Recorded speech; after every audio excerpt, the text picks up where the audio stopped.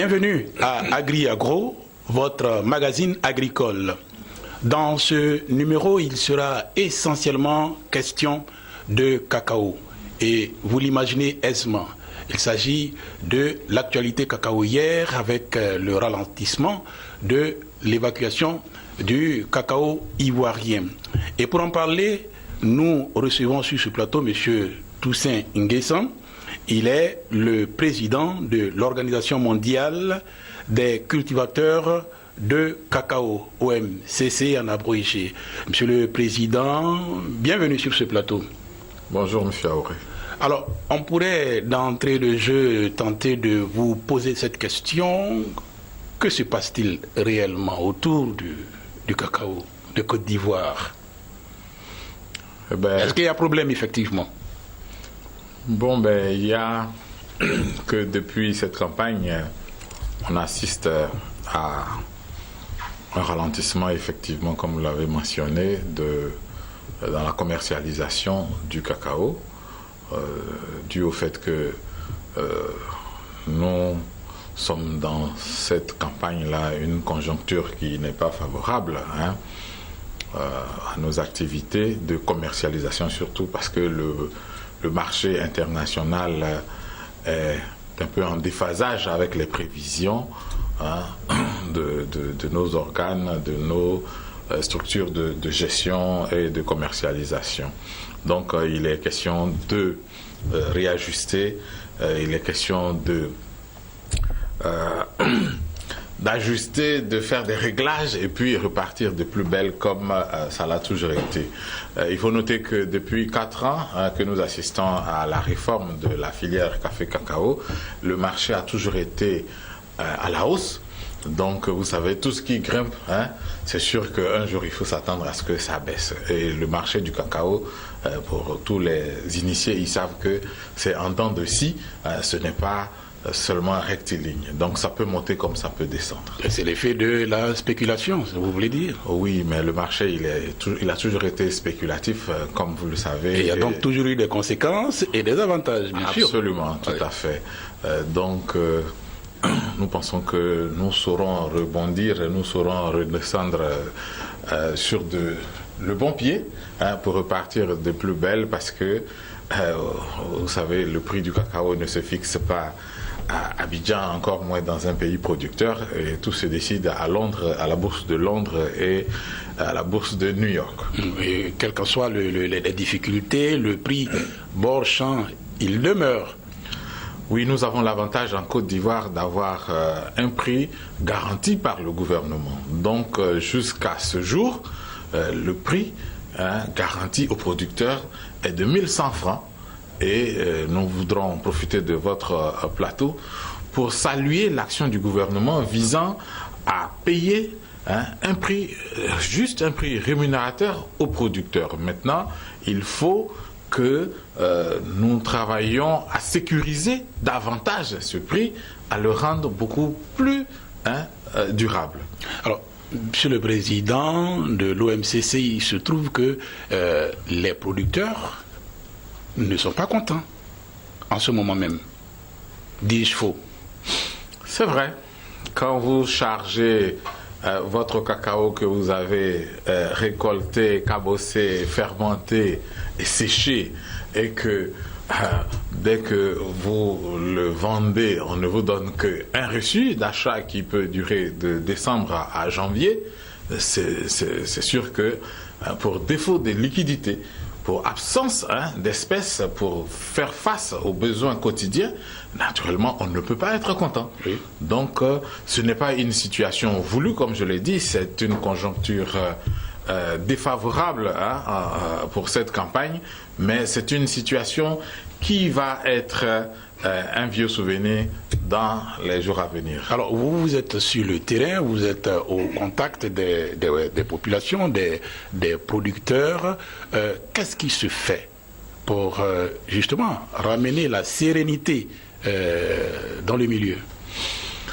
Nous pouvons noter que depuis que nous avons pris connaissance de ce sujet, nous avons été saisis par la base, par nos membres. Nous avons approché les autorités, donc l'organe de gestion de la filière, qui est le Conseil du café cacao. Nous avons cherché à comprendre et voir comment on peut envisager ensemble des réflexions, des pistes de solutions pour essayer non seulement de rassurer les producteurs, mais de remettre la machine en marche. Il n'y a pas que le conseil que nous avons rencontré, nous avons aussi rencontré le groupement des exportateurs pour voir effectivement qu'est-ce que des professionnels peuvent ensemble faire dans un secteur qui les lie. Donc nous avons suggéré au Conseil du café cacao de communiquer assez, d'établir un dialogue direct sur le terrain avec les producteurs pour les rassurer de ce que, pour nous, producteurs, le prix qui a été indiqué par le gouvernement sera payé effectivement, c'est-à-dire 1100 francs le kilogramme.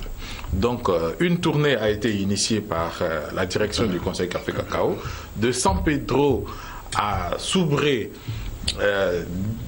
Diokwe, Daloa et Divo, voilà, dans les grandes zones de production. Naturellement, l'OMCC a accompagné et appuyé la démarche du Conseil du café cacao afin que les producteurs soient rassurés parce que les producteurs savent parler à leurs collègues producteurs. Mais avant ça, nous avons produit une déclaration pour rassurer les producteurs qui avaient commencé à être victimes d'achat de cacao en dessous du prix. Donc nous avons produit un communiqué dans différents journaux de la place, mais nous avons aussi mis en contribution 17 radios de proximité pour diffuser en langue le respect strict du prix garanti par le gouvernement jusqu'à la fin de la campagne principale. Alors, est-ce que les producteurs ont été réceptifs sur le terrain, pendant cette tournée du Conseil? Oui, d'abord, ils ont été rassurés. Ils ont été rassurés, ils ont eu l'information vraie que le prix n'avait pas diminué et qu'il fallait vendre le produit au prix indiqué, au prix garanti de 1100 francs. Parce qu'ils avaient commencé à brader le produit. Donc, ils ont été rassurés, revigorés et remotivés à maintenir et à vendre leurs produits au prix garanti par le gouvernement. Donc ça a été déjà une première satisfaction, mais comme on l'a dit d'entrée, de octobre, pour ne pas dire de novembre-décembre, quelqu'un qui a vendu, qui a déposé son stock, il n'a pas le retour financier, il n'a pas le retour sur investissement, alors qu'il faut faire face aux charges. Donc, comprenez que ce n'est pas facile de dire que les producteurs sont contents, mais nous les comprenons et nous les rassurons qu'il est question aujourd'hui de faire confiance aux institutions qui sont en place, aux institutions de l'État, de faire confiance au dispositif qui est là, parce que ça a toujours marché. Ça fait 4 ans que nous traversons la réforme, donc c'est la première crise, je vais dire, c'est le premier couac que nous rencontrons. Il faut s'attendre à cela. Il faut s'attendre à cela, comme on le dit. Le marché du cacao n'est pas aussi statique, ça ne peut pas que grimper. Voilà, donc nous avons le devoir de rassurer les producteurs que l'État, le gouvernement de Côte d'Ivoire, prend les dispositions nécessaires pour que les choses rentrent dans l'ordre. Et je peux noter que, avant de venir sur votre plateau, nous avons été saisis par la direction du Conseil Café Cacao de ce que un inventaire général est en cours à la suite des navires qui ont été affrétés pour désengorger le port qui a commencé à accumuler assez de stocks, à refouler du cacao. Donc il y a un désengorgement qui a démarré. Mais mieux, un inventaire est lancé pour que ce qui doit être fait soit fait pour que le cacao qui est déjà venu soit payé et que les producteurs puissent retrouver la joie de vivre. Alors, puisque vous parlez de producteurs, Monsieur Toussaint Nguessan, vous permettez, nous allons aller sur le terrain pour effectivement voir un peu quelques producteurs, les rencontrer et voir un peu la situation qui prévaut sur le terrain. L'annonce du prix du kilogramme du cacao à 1100 francs CFA par le gouvernement ivoirien au titre de la campagne 2016-2017 avait créé d'énormes espoirs au sein des producteurs des régions du Guémon et de la Cavalie. La joie a été de courte durée. Après 2 mois seulement d'activité, la commercialisation du cacao est bloquée, à l'instar de toutes les autres zones de production. Ils sont nombreux à dire leur indignation, à l'image de Soro Boukari, PCA d'une coopérative à Guiglo. Sa coopérative a collecté des milliers de tonnes qui n'arrivent pas à décharger aux différents ports. Dans le département de Guiglo, à l'heure actuelle, nous-mêmes, on ne sait pas juste il y a quel problème qu'on ne peut pas charger notre produit aujourd'hui pour aller à San Pedro ou à Abidjan. Les sociétés nous ont dit d'arrêter. Bon, nous, on a déjà chargé de cacao devant les planteurs pour venir stocker au magasin. Bon, à l'heure actuelle, rien ne bouge. Aujourd'hui, les planteurs, on ne sait pas ce qu'on va les dire. Et ils ont besoin de leur argent. Bon, nous aussi, on a stocké les cacao. Bon, on ne sait pas où aller. Les prix, l'État nous a bien dit que les prix ne diminuent pas. Bon, nous aussi, on soutient que les prix soient respectés. Donc, ce qu'on a pris les cacao à 1100 francs. Actuellement, on peut avoir au moins 8 remorques qui sont stockées. Même si on nous appelle aujourd'hui pour dire d'envoyer 8 remorques, on peut lier ça pour aller à Abidjan ou San Pedro, pour que les planteurs soient libérés. Sinon, vraiment, on a de vraies difficultés à l'heure actuelle qu'on vous parle. À Diokwe comme à Guiglo, ce qui en rajoute à la confusion et aux inquiétudes, c'est le manque d'informations qui alimente les rumeurs les plus folles. Depuis décembre, ils ont pris nos cacao, mais on n'arrive pas à avoir l'argent. Ils ont pesé, ils ont donné les reçus, ils sont partis. Chaque fois qu'on vient, on dit bon, le cacao n'est pas parti, c'est stocké au magasin, donc on ne sait pas de quoi il s'agit. Nous, on a des problèmes, parce que quand on paye les cacao s'en va, l'argent ne vient pas. On a des problèmes. Actuellement, tout est bloqué, on ne sait pas comment il faut faire. Dans ce qui ressemble à un chaos qui s'organise lentement, certains opérateurs arrivent tout de même à sortir leur épingle du jeu. Jusqu'à présent, je n'ai pas eu de difficultés. En tout cas, je décharge mes produits et puis ça décharge normalement et puis je n'ai pas de difficultés. Avec notre société avec qui on travaille, on n'a pas de difficultés. Mais moi, j'ai appris qu'il y a d'autres sociétés qui ont des difficultés à décharger. Et puis, ce qui fait que les autres, là, ils n'arrivent pas à payer leurs produits. À part quelques cas isolés, la réalité dans le Guémon et le Cavalie est plutôt à l'arrêt de la commercialisation. Un arrêt qui porte un coup de frein aux activités économiques. Ces régions, en effet, vivent au rythme de la filière café-cacao et depuis 2 mois, tout semble être en berne. On n'a pas l'argent. Quand quelqu'un est malade pour aller l'opérer, on ne peut pas avoir l'argent pour l'opérer. Avec plus de problèmes, les problèmes se multiplient. Les problèmes de famille, on n'arrive pas à donner l'argent à nos femmes, à nos enfants. Tout ça là, c'est devenu un problème. On n'arrive pas à donner l'argent aux élèves pour aller à l'école. Tout ça là, c'est des problèmes. Donc, au fur et à mesure qu'on s'en va devant, ça devient encore plus grave. Apparemment, la récente tournée du Conseil du café-cacao dans les zones de production consistant à rassurer les producteurs tarde à porter ses fruits, car ils sont nombreux à dire leurs inquiétudes face à cette situation qui perdure. Alors, retour sur ce plateau, Monsieur le Président de l'OMCC, vous avez donc visionné cet élément. Quelle réaction tout de suite sur ce plateau? Oui, c'est la situation. Elle n'est pas gaie, elle reflète la réalité du terrain, mais comme je vous l'ai dit, c'était avant la tournée de la direction du Conseil café-cacao que nous avons appuyé, accompagné. Je pense que les informations sont passées, comme je le dis, des mesures sont en cours pour désengorger le port et liquider ce qui doit être liquidé. Les dispositions sont en train d'être prises par le gouvernement pour que rapidement tout rentre en ordre. Donc je ne peux que, encore une fois, lancer cet appel aux collègues producteurs, à tous les acteurs de la filière, de garder la sérénité, d'avoir confiance aux institutions qui sont en place, parce que, comme on le dit, il n'y a pas de cimetière de cacao. Le cacao sera acheté et je sais que les jours à venir, tout le monde va oublier ce que nous sommes en train de traverser. Alors, il y a eu ce communiqué du Conseil des ministres qui vient justement pour lancer un appel à la sérénité. Justement, comme on le dit, à la suite du Conseil des ministres, du porte-parole du gouvernement, le planteur doit avoir confiance et être rassuré que le gouvernement a pris l'engagement de payer les 1100 francs au kilogramme de cacao pour la campagne principale.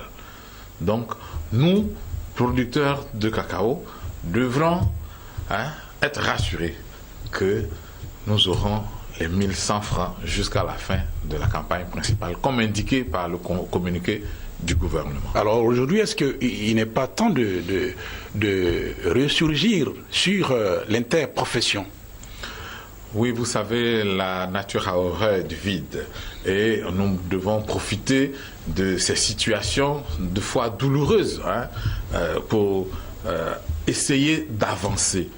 Vous savez, des filières comme le cacao, on ne peut pas comprendre pourquoi on tourne autour, on tourne longtemps pour venir à l'interprofession qui est aussi un cadre de partenariat public et privé où les privés pourront partager leur expérience de gouvernance et de rentabilité, où les producteurs qui sont le maillon le plus faible de la chaîne de cette filière seront encadrés et renforcés, mais suffisamment responsabilisés et impliqués dans la gestion de cette filière.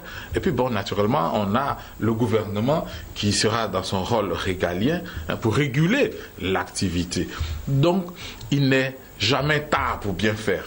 Tirons les leçons de cette crise pour arriver rapidement à l'interprofession que tout le monde appelle de tous les vœux, parce que quand nous avons rencontré toutes les autorités, tous les acteurs concernés, que ce soit la direction du Conseil Café Cacao, ils nous ont dit, ils appellent de tous leurs vœux la création de cette interprofession. L'industrie, c'est-à-dire le secteur privé, les exportateurs, ils appellent de tous leurs vœux cette interprofession, et le ministère de l'Agriculture appelle de tous ses vœux cette interprofession. Donc tout le monde est d'accord qu'il faut aller à l'interprofession. Mais les producteurs ne savent pas par quel bout prendre, parce que très souvent, on a assisté à des mains occultes qui tirent cette initiative vers le bas. Alors, Monsieur le Président, il y a un appel d'offres qui a été lancé dans le cadre de l'identification des producteurs et du verger. N'est-ce pas là une de vos missions au niveau de New Generation Côte d'Ivoire? Oui, vous savez, il faut planifier afin de mieux développer. Donc, comprenez que si cet appel d'offres visant le recensement des producteurs, visant aussi l'appui en intrants par le Conseil du Café Cacao, c'est une activité à laquelle nous adhérons pleinement. Nous saluons cela et nous voulons que cela soit effectif et cela soit renforcé. Mais comme on le dit toujours, il faut associer les producteurs, les concerner eux-mêmes dans la formulation de toutes ces stratégies, de toutes ces activités les concernant. Parce que, en cas de crise, le producteur, s'il n'a pas été associé, il ne se sent pas concerné. Alors, vous concernant, à quel niveau êtes-vous avec les parcelles, les 350 hectares que vous mettez en place pour justement la jeunesse? Bon, je voulais rectifier que c'est beaucoup plus 350 hectares de semences. Oui, 350 hectares de semences à produire et à distribuer aux jeunes du programme New Generation. Donc, nous pouvons vous rassurer que déjà 200 hectares ont vu un début de réalisation. Et cette crise que nous avons entamée, enfin, je peux reprendre. Oui, allez-y. Voilà. 200 hectares, effectivement, ont connu un début de réalisation, de production au niveau de ces 350 hectares de semences de cacao pour New Generation. Mais vous connaissez, la crise de cette crise du cacao que nous avons traversée depuis début la mi-novembre, voilà, a quelque peu affecté l'activité, affecté un peu le démarrage, la conduite de nos activités, parce que ce que les gens ignorent, c'est que nous voulons mobiliser une nouvelle génération de producteurs de cacao, et dès l'instant où ces enfants de producteurs se rendent compte que le cacao n'est même plus acheté, le cacao n'est plus une affaire viable, le cacao n'est plus rentable, il y a de la démotivation au niveau de la jeune génération, mais surtout il y a de la démotivation chez les planteurs qui, à terme, si nous n'anticipons pas sur ce genre de phénomène, vont commencer à encore couper les pieds des cacaoyers pour chercher d'autres cultures qui rassurent. Alors, en clair, l'OMCC, quel que soit le vent qui souffle, navigue à bon port. Oui, l'OMCC, c'est l'avenir. L'OMCC, c'est là où la filière doit regarder, c'est là où la filière doit regarder, parce que c'est le pied qui manquait à la table de durabilité, comme j'ai l'habitude de le présenter. La durabilité du secteur du cacao, c'est d'abord 4 pieds pour soutenir cette table de la durabilité. Et le premier pied, c'est déjà les gouvernements, des pays producteurs et consommateurs. Le deuxième pied, c'est l'industrie qui absorbe et transforme ce cacao. Le troisième pied, ça a toujours été les ONG de la société civile des pays consommateurs. Et le quatrième pied, qui a toujours été absent, c'est-à-dire les producteurs, sont enfin arrivés à la table pour sécuriser, pour garantir la durabilité de l'économie cacaoyère. Alors donc nous avons droit au débat, nous donnons notre contribution au débat pour que désormais toute définition des politiques concernant notre secteur, nous puissions y contribuer, nous puissions participer pour que ça soit durable. Alors très rapidement, des nouvelles de New Generation Cameroun qui devait en tout cas assurer en partie une formation n'est-ce pas, de la jeunesse ivoirienne, et puis New Generation Ghana. Oui, New Generation Cameroun se porte très bien. Nous échangeons avec les collègues du Cameroun. Bon, New Generation Ghana est un peu enveilleuse parce que nous devrions attendre les élections générales qui se sont produites, qui sont déroulées au Ghana. Mais tout se passe bien. Voilà, au niveau de New Generation. Alors, Président, vous avez un appel important, certainement. Oui, je voudrais lancer cet appel très important pour nous, en dehors de l'interprofession. Une des missions de l'OMCC, d'abord, est de sécuriser les revenus des producteurs. Et il y a un sujet qui semble tabou, qui est le sujet du prix. Mais nous voulons désormais parler de prix rémunérateur. Le prix juste qui permette aux planteurs de vivre. Citez l'exemple de la filière palmier à huile. Vous verrez que même là où on produit le palmier, il y a des gens qui vivent dans des villas avec des piscines et qui peuvent regarder aussi les matchs de Chelsea, qui peuvent regarder Drogba, Gervinho quand il joue. Donc vivre décemment, au même titre que les cadres d'Abidjan, c'est de cela qu'il s'agit, à travers un prix juste et rémunérateur pour le travail du producteur. Alors, nous voulons inviter les organes de gestion de la filière à travailler dans ce sens-là, parce que nous pensons que payer le prix juste qui couvre exactement les charges de production du planteur, mais aussi qui lui permettent de vivre décemment, d'envoyer ses enfants à l'école aussi, dans des grandes écoles, de s'occuper de sa femme, de se payer aussi des vacances et des loisirs, et de pouvoir soigner dignement sa famille. Je vous remercie. Agro, c'est terminé pour aujourd'hui. Nous recevions sur ce plateau pour parler de l'actualité cacao hier, M. Toussaint Nguessan, qui est le président de l'Organisation mondiale des cultivateurs de cacao, OMCC. Merci d'avoir suivi ce magazine. Merci à toute l'équipe de réalisation. À la prochaine.